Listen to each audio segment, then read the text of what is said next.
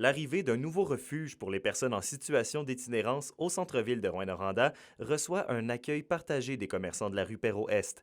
Plusieurs d'entre eux ont d'ailleurs appris la nouvelle aujourd'hui. Moi, je pense que c'est important d'avoir des centres comme ça c'est sûr et certain, ça en prend.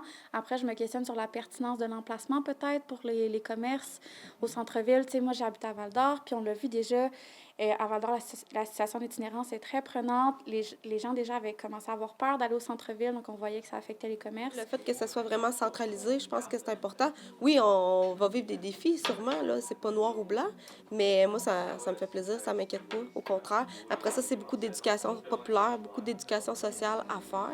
Je m'inquiète pas. Si mes clients viennent pas à la barbaque parce que ça les dérange, je suis très surprise. Je connais un petit peu ma clientèle puis je ne crois pas. Si ça dérange, je pense qu'on a un grave problème de société, là, selon moi. Là, on devrait tellement être ouvert à ça.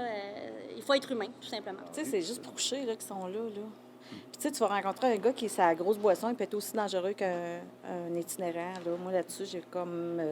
faut leur donner une chance. Il y a peut-être des clientes dans nous autres qui ont des enfants qui sont là-dedans. Puis on va peut-être rester surpris de voir peut-être du monde qu'on pensait pas qui sont là aussi. Avec la demande plus grandissante que jamais, la Maison du Soleil Levant, l'organisme derrière le nouveau refuge, croit que les anciens locaux du Tigre Géant est l'endroit tout désigné pour permettre la prise en charge de plus de 25 personnes en situation d'itinérance. En fait, les gens qui couchent déjà ici, ils vont aller coucher là-bas, puis on super hâte en passant.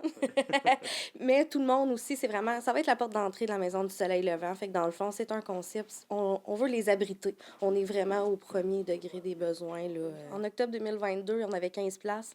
On a monté à 26. Là. Aujourd'hui, on est à 35 personnes qui couchent ici. Fait que c'est sûr que ça s'en va en augmentant. À tous les mois, là, on voit que c'est des demandes constantes, puis c'est des nouvelles personnes, des nouvelles demandes. Fait que c'est quand même inquiétant.